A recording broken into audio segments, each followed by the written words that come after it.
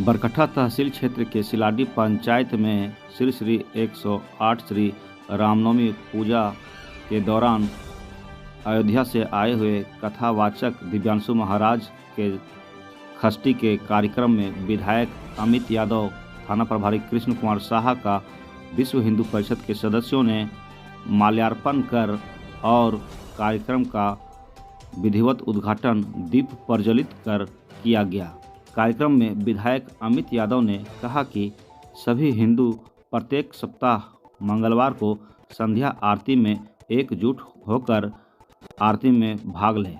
साथ ही साथ इन्होंने रामनवमी और रमजान शांति और सौहार्दपूर्ण वातावरण में मनाने की अपील की। मैं सबसे पहले नवरात्रि की आप सबको हार्दिक बधाई देता हूँ, हार्दिक शुभकामना देता हूँ।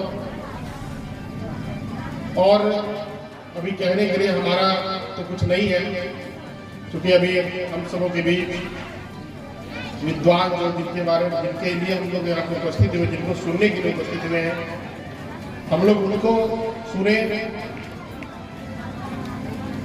और अपने जीवन में राम जैसे, कृष्ण जैसा बनने का प्रयास करें। क्योंकि मुझे नहीं लगता कि देश और दुनिया में चाहे भगवान के रूप में हो, चाहे बेटा के रूप में हो, चाहे पति के रूप में हो, चाहे भाई के रूप में हो, चाहे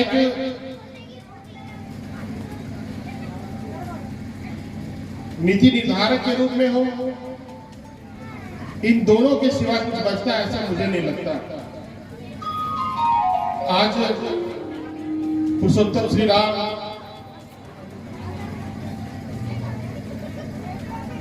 जैसा आज्ञाकारी बेटा हम लोगों के लिए बहुत बड़े उदाहरण है, खासकर राजनीतिक जीवन में जो रहते हैं उनके लिए खासकर बहुत बड़े उदाहरण तो सबके लिए है, एक बेटा के लिए भी, एक भाई के लिए भी है। लेकिन आप अगर देखें कि राम जब वनवास जा रहे थे तो कोई नहीं चाहता था कि वो वनवास जाए,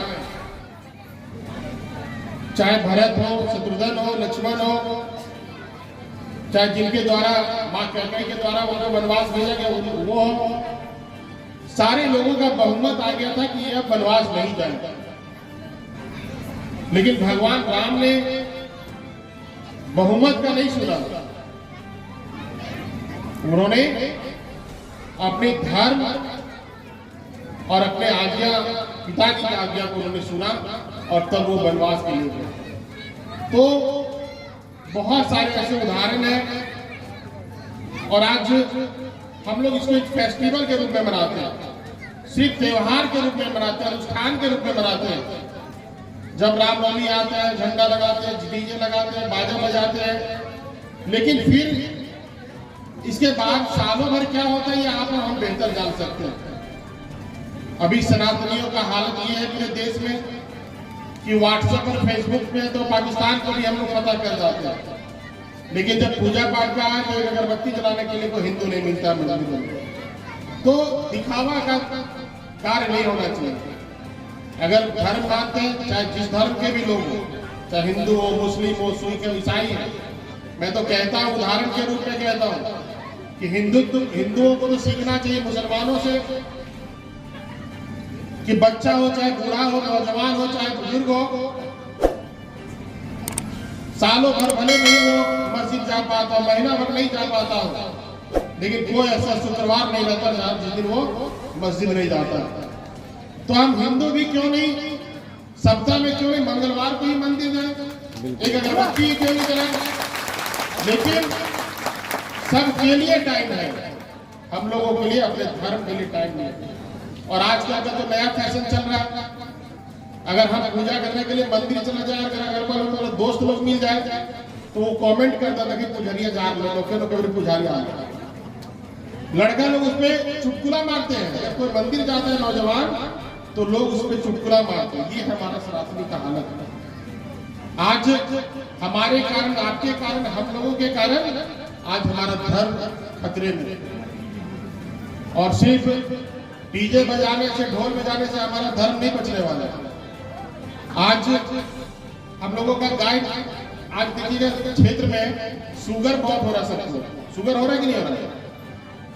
ये शुगर लोग बोलते थे कि अमीरों का बीमारी है, खेत में खलिहान में काम करने वालों का बीमारी नहीं था ये।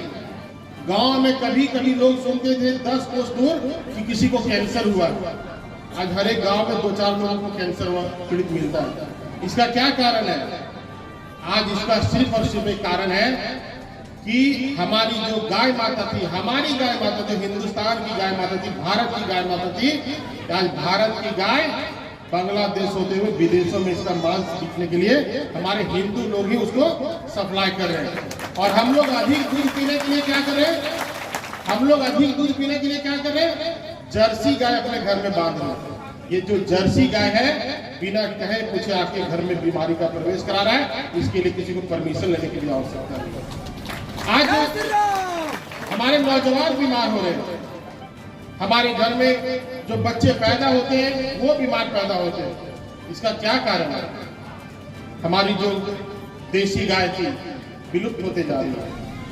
आज यहाँ पे रामायण रखा हुआ है, रखा हुआ तो रामायण ही होगा, क्योंकि ये राम कथा यहाँ पे हो रहा है तो रामायण ही होगा। पूरे देश और दुनिया में, पूरे विश्व का सबसे बड़ा ग्रंथ और सबसे पवित्र ग्रंथ होता है गीता, श्रीमद् भगवत गीता, जो श्री कृष्ण के द्वारा उपनिषद दिया गया वो गीता, जो अपने आप में पवित्र है और अपने आप में उसमें जीवन से लेकर मृत्यु तक, उसमें मृत्यु तक को पाने का मुक्ति उसमें है। अगर आप नौकरी नहीं प्राप्त कर रहे तो कौन सा श्लोक पढ़ना है? अगर जीवन में टेंशन में तो कौन सा श्लोक पढ़ना है? घर में कला हो रहा है तो कौन सा श्लोक पढ़ना है? मृत्यु को प्राप्त करना है तो कौन सा श्लोक प्राप्त पढ़ना है? शांति को प्राप्त करना है तो कौन सा श्लोक पढ़ना है? सारा उस गीता में, गीता के उस उपनिषद में वर्णित है। लेकिन पहले के जमाने में लोग आज भी मिट्टी का घर अगर किसी का है तो लाल कपड़े में जरूर हमारी गीता माँ श्रीमद् भगवत गीता उसके घर में लपेटा मिलता था। लेकिन आज ना किसी को गीता की चिंता है, ना किसी के गीता के उद्देश्यों की चिंता है, ना तो गीता के ज्ञान की चिंता है। लोग बोलते हैं, शास्त्र बोलता है कि जहां पे, जिस धरती पे गीता का पाठ होता है, गीता का सत्संग होता है, वो पृथ्वी अपने आप में धन्य हो जाती है। और आज हमारे पास अगर ढूंढने चाहिए तो गीता नहीं मिलेगा। मैं एक उदाहरण देना चाहता हूँ, इससे बड़ा शायद उदाहरण आपको नहीं मिलेगा। आपने तो महात्मा गांधी के हाथों में जरूर एक डंडा और एक गीता देखा होगा। आज अगर फोटो देखेगा आपके घरों में तो महात्मा गांधी के एक हाथ में डंडे और एक हाथ में गीता तो जरूर देखा होगा आपने। लेकिन कभी APJ अब्दुल कलाम जो जाति से मुसलमान थे, उनके हाथों में अगर गीता देखे होंगे तो इससे बड़ा उदाहरण आपके लिए और कुछ नहीं हो सकता। पूरे दुनिया में लोग जानते हैं कि गीता हमारा सबसे पवित्र ग्रंथ है।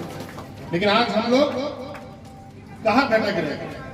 आज अरबों करोड़ों खरबों रुपया, चाहे सरकार किसी की भी हो, चाहे कांग्रेस की सरकार हो, चाहे भारतीय जनता पार्टी की नमामि गंगे विभाग बना करके सरकार हो, गंगा को साफ करने के लिए अरबों खरबों रुपया बर्बाद हो रहा है। लेकिन जब गंगा को सफाई करना था तो कोरोना रूपी कालखंड में स्वतः लॉकडाउन हुआ, गंगा पवित्र हो गई। आज हमारी गंगा खतरे में है। और मैं समझता हूँ भारत देश में जन्म लेना ही हम लोग के लिए बहुत बड़ा सौभाग्य की बात है। भारत जैसे पृथ्वी पे, भारत जैसे जमीन को तिलक लगाना ही हम सब के लिए बहुत बड़ी बात है। लेकिन आज के दिन में जो हमारी पहचान है, हमारी संस्कृति है, जिसके बदौलत हम यहाँ पे खड़े हैं, गाय, गंगा और गीता, ये तीनों की स्मिता आज खतरे में है। और इसको बचाने की आवश्यकता हम सभी को है। सिर्फ त्योहार आते हैं तो त्योहार के रंगों में हम रंग जाते हैं, बाकी दिनों पे हम आराम से सो जाते हैं। इसलिए नियमित रूप से हम अपने धर्म की रक्षा के लिए हम आगे बढ़े, निश्चित रूप से तभी हमारा सनातन धर्म बचेगा, तभी हम और आप बचेंगे, तभी ये भारत आने वाले दिन में विश्व का गुरु बनेगा। मैं ज्यादा समय न लेते हुए, क्योंकि समय भी काफी समय भी अभाव है, हमें सभी विद्वान को सुनना है। मैं नहीं चलित शब्दों के साथ हमारे धरती पे आप पधारे, हमारे बीच आप पधारे, हमें सभी को कुछ ज्ञान देने का आपने कोशिश किया। मैं आभार प्रकट करना चाहता हूँ पूरे बरकट्टा विधानसभा की धरती पर आपका। इन्हीं चंद बातों के साथ आप सबको बहुत बहुत धन्यवाद। जय श्री राम, जय श्री राम, जय श्री राम, जय श्री राम, जय श्री राम, धन्यवाद।